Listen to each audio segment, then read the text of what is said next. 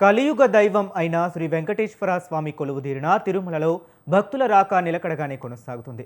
శ్రీవారి దర్శనం కోసం వైకుంఠం క్యూ కాంప్లెక్స్లోని 6 కంపార్ట్మెంట్లు భక్తులతో నిండి ఉన్నాయి.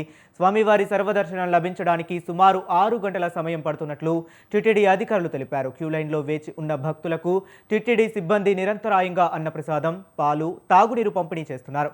నిన్న ఒక్కరోజే మొత్తం 74,232 మంది భక్తులు శ్రీవారిని దర్శించుకోగా వారిలో 23,288 మంది భక్తులు కళ్యాణకట్టలో తలనీలాలు సమర్పించి తమ మొక్కులు చెల్లించుకున్నారు.